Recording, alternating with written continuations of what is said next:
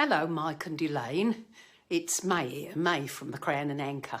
I know you would like a quote from Ted Lasso.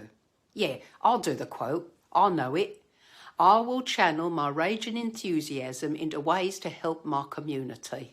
Yeah. Yeah, ta-ra. All the best.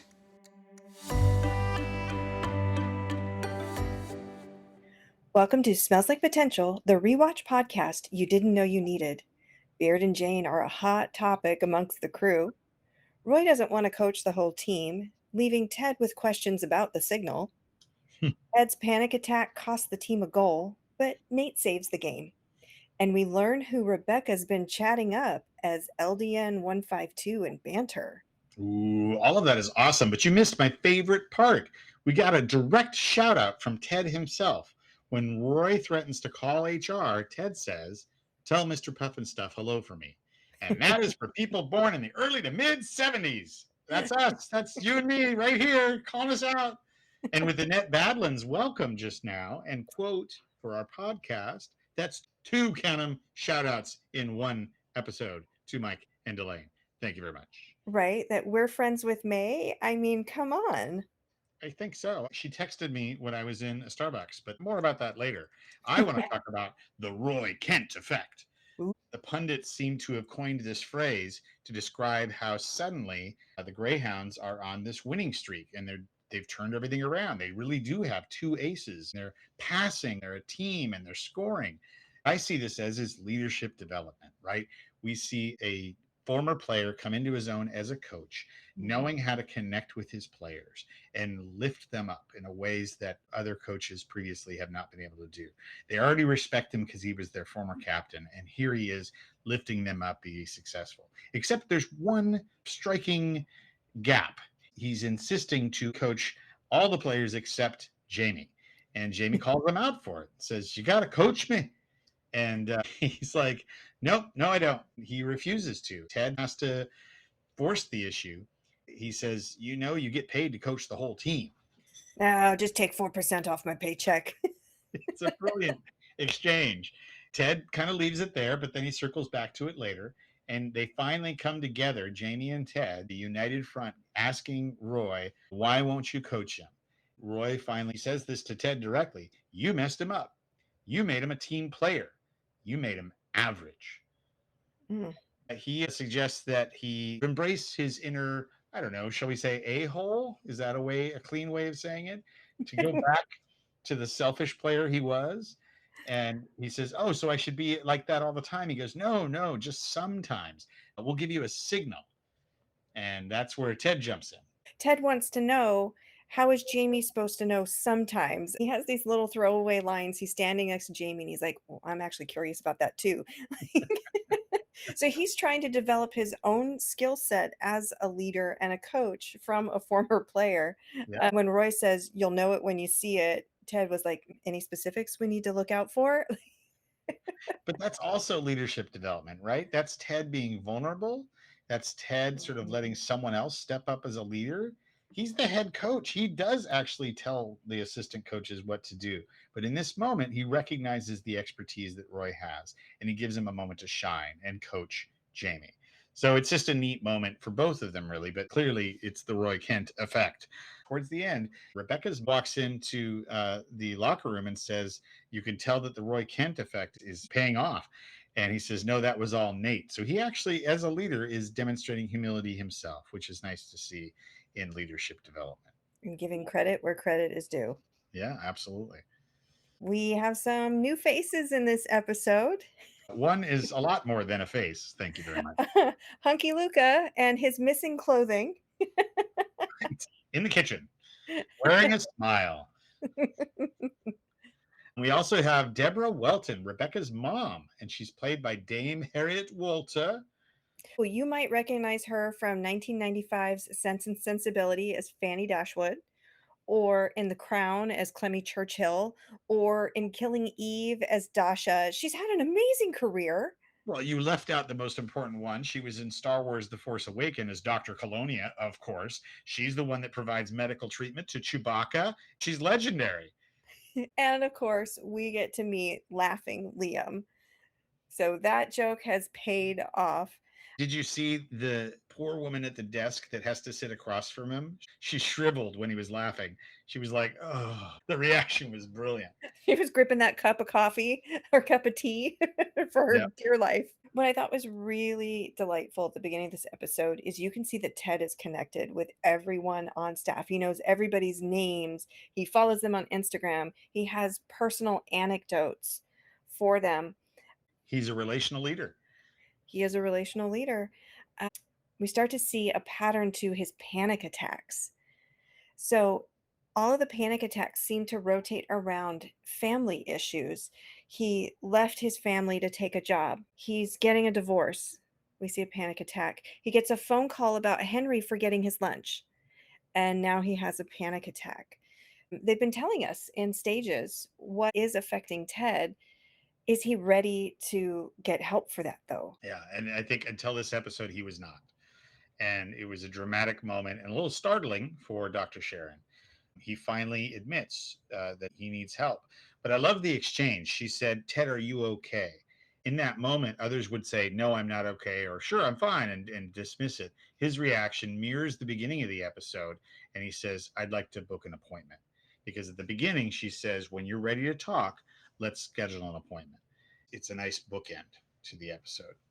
Right? And we're seeing that Ted's panic attack affects Nate. Nate is in need of external validation. He has to have kudos to feel good about himself. His confidence is so low that he needs words of affirmation, if you will, Yeah. from an external source. So he got it from Roy. He got it from the news. He's getting it online. But there was a moment during the game where he needed it from Ted, and Ted could not provide it to him. And more than that, he abandoned the entire coaching staff. He had to leave the field. So there's a scene later in this season where he says, you abandoned me. You left me alone. And I felt like I was nothing to you. And I feel like here's one of those moments. Right? We also get to see a touch of gray starting in Nate's temples. And I think we're going to progressively watch the gray hair march across Nate's head for the next several episodes. So be on the lookout for the gray hair. We also have some misuse of phrases as an English teacher, former English teacher. I have to call it out. We have Jamie coming in with Philistines, and he's trying to get their attention and misuses this idiom, which means someone who's uncultured and prefers material objects, where it's really not what he was trying to say. And then we have poor Nate. And I think that this is something that's debatable, whether after the game he says, I'm not some kind of wunderkind, or he says, I'm not some kind of wonder kid. And the captions do him no help here. The captions have him saying Wonder Kid, which is what the journalist heard and says, wait, did you just say Wonder Kid? Journalists are always looking for a catchphrase. So, of course, then media latches onto it. It is a misuse of phrase, but I also think it could be, depending on to your interpretation, a journalist purposefully mishearing it and using it against Nate, further hindering his growth and development. And then there's a technical side note I want to share here. In that scene where the journalist is interviewing Nate, rather than a camera showing a camera interviewing Nate, right, with a journalist next to it, the camera from the show becomes the journalist's camera with that uncomfortably close overhead shot that they always have of coaches after a game, where it's clearly not a moment where you could set up a shot with proper lighting, but they do what they can. They're trying to get the excitement of that moment, and it actually sort of adds to it, right? You feel like, oh, wow, they really are in the thick of it, right there with the players and the coach. And I thought that was a nice touch, because then they do cut away to a television, and that is the shot we see on the TV. So it's just a neat bit of camera work for the show. It was definitely uncomfortably close. And what are they trying to tell us? Okay, so there's a throwaway line between Rebecca and Higgins that I want to talk about because I had to look it up. So they were talking about Beard and Jane and concerned about this relationship. Rebecca says it's like a game of running charades. And Higgins says, what's running charade? And Rebecca goes, what's running charades? They just keep saying this phrase. What are running charades? Okay, you're I've gonna. never heard of it, so I'm looking forward to learning. It is apparently Nora Ephron's favorite house party game. And we just talked about rom-communism. Nora Ephron, Yeah. She's master storyteller for romantic comedies. So I think it's interesting that they picked it. But this game needs a minimum of 35 people to play. what? And I they're running? Are they running They're constantly? literally running from room to room. So here's the rules as far as I understand them. Please correct me in the comments if I get this wrong. The party goers have to bring a list of charades to enact, but there has to be a theme to your list. The other party goers not only have to guess what you're pantomiming out, they're running between rooms because they're in teams to figure out the theme for each room. Okay. So it's like a game on a game on a game. And it takes Wow. hours to play because you've got 35 people, each with 7 items on a list with a theme in order to guess the theme. Clearly, you can't do this in a small house or flat. You need to have a fairly large villa or compound, let's say. Right? People were afraid to talk about playing this game because they didn't want to accidentally let somebody know they weren't invited to the party. Oh, so that's how you and I didn't find out. Exactly. I've never heard of this game before, but Rebecca, being filthy rich, would of course played this game, probably with Sir Elton. Yeah, yeah, of course. And Rachel Weisz and Daniel Craig, all of the people she hobnobs with. It would be double O heaven. Down below heaven. Was there any books in this episode? Absolutely. There was a legitimate book that Beard was reading, Football Against the Enemy by Simon Cooper. It's funny, it's called Soccer Against the Enemy in the US. So they changed the title. He is a British sports journalist and he was writing about soccer and the World Cup. And he pretty much thinks that soccer influences culture and politics. So Hmm. it's done by country in the book, and it looks like it's an interesting read. I do believe it got updated fairly recently. Probably that's why Beard was reading it Yeah. to add a couple more countries. And then there was a fake book mentioned. Deborah says she's going to go see Brene Brown to hear about the book titled Enter the Arena, but Bring a Knife. And I figured that had to be a made up book. it is. Brene Brown, of course, is a celebrated author. And Deborah's reference to Enter the Arena has to do with a talk that Brene Brown recorded and was posted online. She was doing research and she found a quote from Roosevelt called the Man and the Arena speech. It changed the way that she looked at the world.